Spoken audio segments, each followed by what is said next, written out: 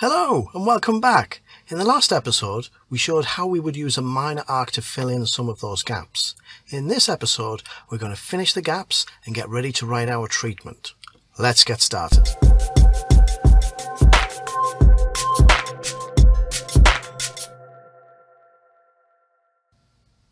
We're back in the writing studio, ready to get our story finished. I've had a few ideas since I was last talking. The first of which is the train itself.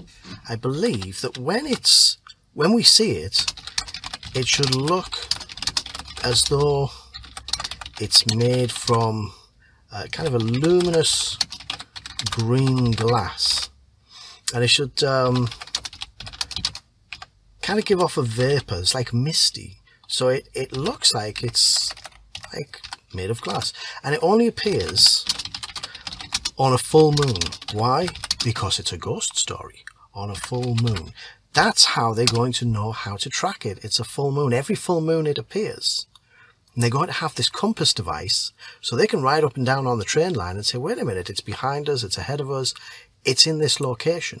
And they can be ready on a full moon waiting for it. Now, what I need to think about, we do have some new characters to add in. So we know we had a supernatural investigator, and I'm going to call him, because I think he looks like Peter Cushing, so I'm going to call him Joseph Cushing. And the farm manager who helps Robert, I'm going to call him let's call him James Gosling.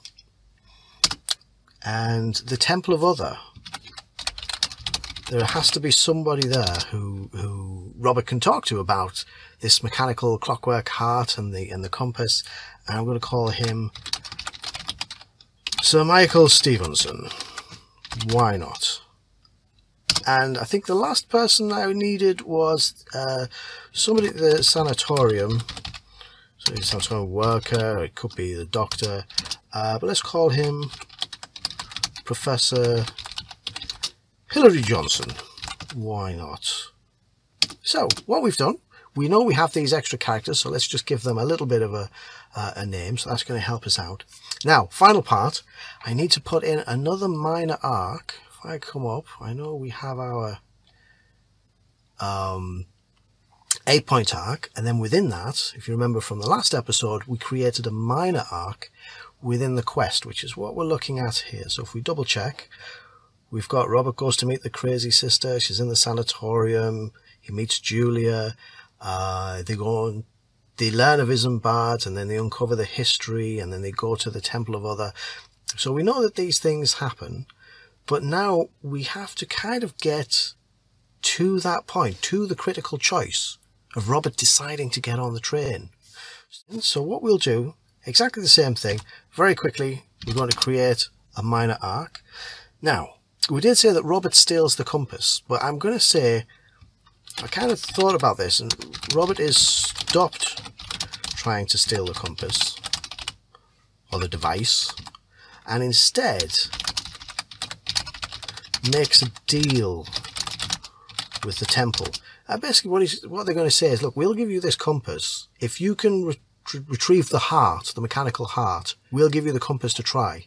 And then, so the trigger for this, Julia and Robert travel the train line to discover the location.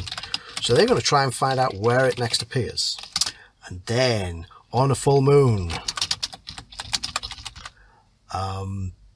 the train appears. I'm going to say Robert sees the train and sees Isambard as a ghost, who he can speak with and ask, you know, where's my wife? What did you do with her? Because he's going to get on the train, as Isambard says, you don't want to. You'll never come back. You'll never see. But he's going to have an opportunity to talk. And we'll also have the flaming dogs hold him off. Now, I was thinking about these dogs as well. I was saying flaming, but I can kind of imagine them as being, let me go back down, put this in at the bottom, where I was putting, the train looks, it's made of luminous green glass. The hellhounds look like black silhouettes with green vapor coming off them. So they have glowing luminous eyes and teeth, so they're almost so black we can't see them, but we can see their teeth and we can see their eyes, and this mist comes off them, and they're really kind of fierce and scary because they're ghostly dogs. Now come on back up, let us back into our minor arc. So let's say that, because that's kind of like a discovery, and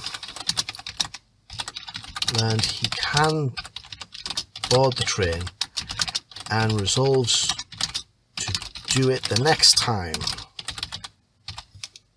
Now we move on to a crisis or a critical choice in the minor arc, and I think that will leave that with Julia. So Julia has seen the train, she's seen the ghost train, and is frightened, and she must choose. She must make this decision now.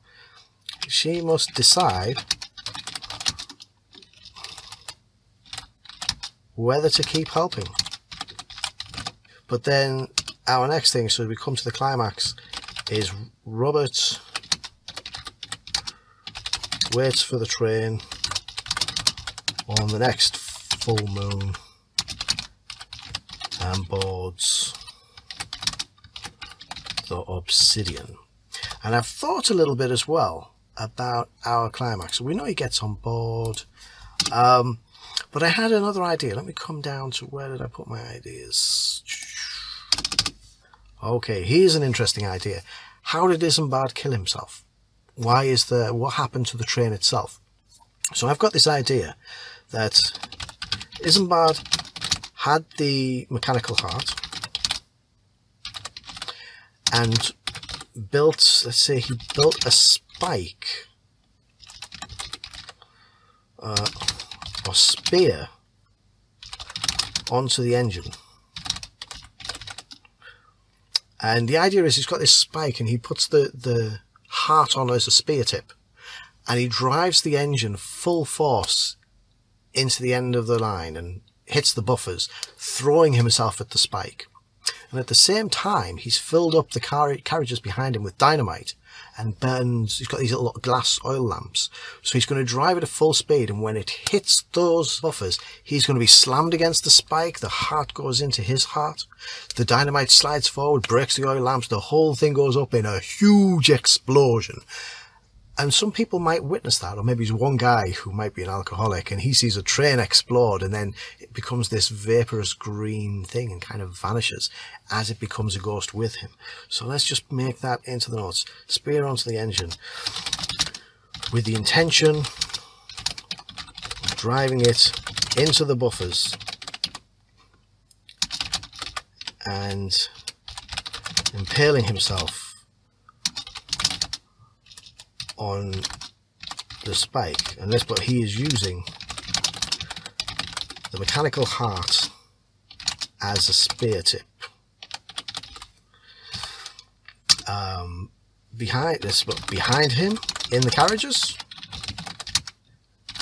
he has boxes of dynamite, because we love dynamite. Dynamite Monthly. Boxes of dynamite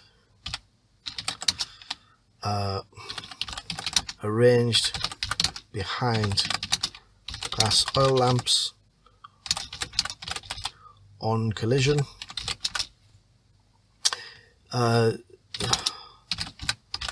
The dynamite boxes are thrown against the lamps, which burst into flames, and the whole train exploded and vanished into a green vaporous mist. Now, it would be really nice if we could show that somewhere. You know, we don't want to say it, but it would be really nice if we could find a way to actually squeeze that into the story. But I think, as I go back up to my story and look at the 8-point arc, I think I'm just about ready to begin the treatment. The one part I haven't thought out yet is the climax. So when Robert gets on board the train, once he's inside, it might look like glass from outside, but once he's inside, it looks like a regular train. And what happens in his interaction with Isambard? I haven't really decided. So what I think I'm going to do is leave that bit for now and write the treatment. And as I create the treatment, we may find that the story reveals itself as to what these characters are going to say. And I'm comfortable doing that because this is the only part left where we need to think about what do we say. And because that interaction has no impact on the rest of the story, I'm quite comfortable to leave that one. So I'm going to leave it there now. I'm going to print all of this out, read it through a few times, and when I'm ready, I'll sit down and I'm going to write this story out over 2 or 3 pages. And that's what we'll look at in the next episode. We'll see you real soon.